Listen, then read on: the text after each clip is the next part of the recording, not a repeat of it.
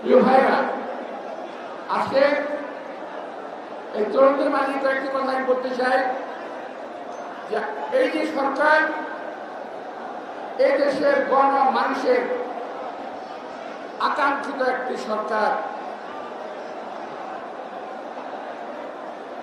এদেশের গণমানুষের আস্থার একটি সরকার ছিল। কথাটা একটু বুঝে নেবেন সাংবাদিক ভাইরা, আস্থার প্রতীক ছিল এই সরকার। কিন্তু এই 9 মাসের কার্যক্রমে এই সরকারের কাছ থেকে আমরা কিছু পাই নাই, শুধু পেয়েছি অবজ্ঞা। এই দেশের মানুষকে এই দেশের সরকার, এই সরকার অবজ্ঞা করছে। একটু খেয়াল করে দেখবেন, এই সরকারের মধ্যে যারা আছে, আমি বলি এই সরকার একটি ঔপনিবেশিক সরকার। এই সরকারের মধ্যে যারা আছেন তাদের বেশিরভাগ অর্থাৎ প্রায় 90% এই দেশের নাগরিক নয়। আন্দোলন করলে এই দেশের ছাত্র জনতা, আর কারা চেপে বসেছেন? ওনারা আমাদের গাড়ি চেপে বসেছেন। ওনারা বলেন সংস্কার করবেন, সংস্কার করে নির্বাচন দেবেন। এই 9 মাসে যারা পারেন নাই, 9 বছরও পারবেন না, 90 বছরও পারবেন না। সুতরাং এই দেশের জনগণের কাছে ক্ষমা চেয়ে আপনি দয়া করে একটা ব্যবস্থা নেন। কি ব্যবস্থা নেবেন আপনারা ভালো বলতে পারবেন। আজকে আমরা এই সরকারের কাছ থেকে কয়েকটি জিনিস আমি ব্যক্তিগতভাবে জানতে চাই। আমি অনেকদিন আগে প্রশ্ন করেছিলাম একটা মিটিংয়ে, সেন্ট মার্টিনে কি হলো, সেন্ট মার্টিনে কি হচ্ছে, সাজেতে কি হচ্ছে, এটা একটু এই সরকার আমাদের স্পষ্ট করুন। আজও সেটা করে নাই। তার মানে আমাদের দেশের একটি অংশ আজকে আমরা সেখানে আমাদের অধিকার প্রতিষ্ঠিত করতে পারি না।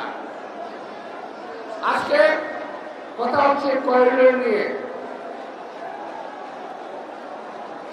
করিডোরের লাভ কি, লোকসান কি, এটা দেখার আমার দরকার নাই। আমরা যেমন ছিলাম তেমনি থাকতে চাই, এর বেশি কিছু আমাদের দাবি নাই। করিডোরের কোনো প্রশ্নই আসে না। আবার নিউ মরিং পোর্ট দিয়ে দিচ্ছেন। উনি বলছেন ভালো লোকের হাতে ভালো জিনিসটি দিতে হবে। তো এখন যারা অভিজ্ঞ ডিপি ওয়ার্ল্ড নিয়ে আসতেছেন, আমরা কি বুঝি না এরা কারা? আমরা বুঝি Saint Martin, Sajek, corridor, DP World, আপনার স্টার্লিং, আমরা বুঝি আপনি কি বলতে চাচ্ছেন। এই দেশের মানুষকে বোকা ভাববেন না। এই দেশের মানুষ বোকা নয়। স্টার্লিং ছাড়া আমরা চলেছি এতদিন, ওয়াইফাই ছাড়াও চলেছি, দেশ ভালোই ছিল। এখন স্টার্লিং আছে কার জন্য?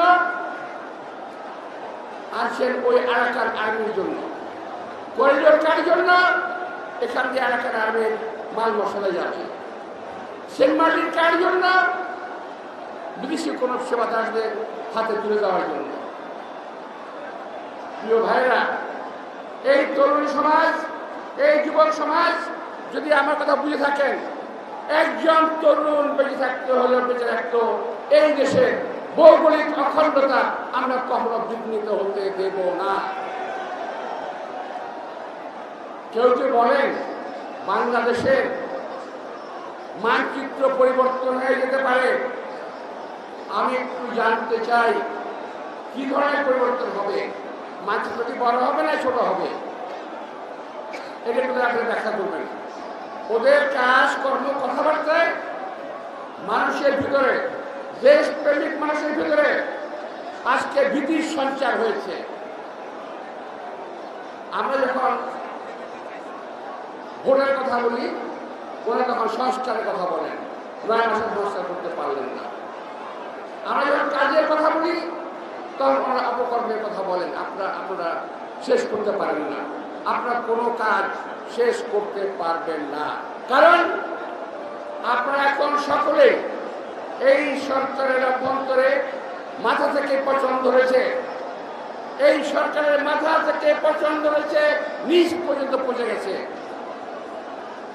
এই সরকার যদি এইভাবে চালায়, আরো আওয়ামী লীগ যা ক্ষতি করেছে তার থেকে অনেক বেশি ক্ষতি হয়ে যাবে। সুতরাং নির্বাচন অবশ্যই দরকার। নির্বাচনে যে কোনো দল আসুক, আজকে একটা নির্বাচিত সরকার হাতে এই দেশের স্বাধীনতা, সার্বভৌমত্ব, ভৌগোলিক অখণ্ডতা নিরাপদ থাকবে বলে আমি বিশ্বাস করি। আমার প্রিয় তরুণ ভাইরা, আমি আগেই বলেছি, আপনাদের বয়স একটা ছিল, আপনাদের বয়সের সময় আমরা মুক্তিযুদ্ধ করেছি, আপনাদের বয়সে আমরা বিএনপিকে বারবার ক্ষমতায় এনেছি। ইনশাআল্লাহ আপনাদের সাহস, আপনাদের শক্তি, আপনাদের কার্যক্রম সবকিছু মিলেই আমাদের নেতা একটি হিসাবে তারেক রহমানের নেতৃত্বে এগিয়ে যাবেন, এটা আশা করি। পরিবেশে একটি কথা বলে আমি শেষ করতে চাই। প্রিয় ভাইয়েরা, কথাটা একটু ভালো করে শুনবেন। কথাটা হলো, বাংলাদেশে বিভিন্ন লোক বিভিন্নভাবে ব্যাপকভাবে চাঁদাবাজি করছে এবং সেটার দোষ বিএনপির উপরে চাপিয়ে দেওয়ার চেষ্টা করছে। আপনারা খেয়াল রাখবেন, এই ধরনের কাজকর্ম যারা করে তাদেরকে অবশ্যই প্রতিহত করতে হবে। এরা বিএনপির দুর্নাম করছে ইচ্ছাকৃতভাবে। আমরা তো আগেই বলেছি, যারা চাঁদাবাজি করে পুলিশ কেন ওদেরকে ধরে না? আমরা জানতে চাই।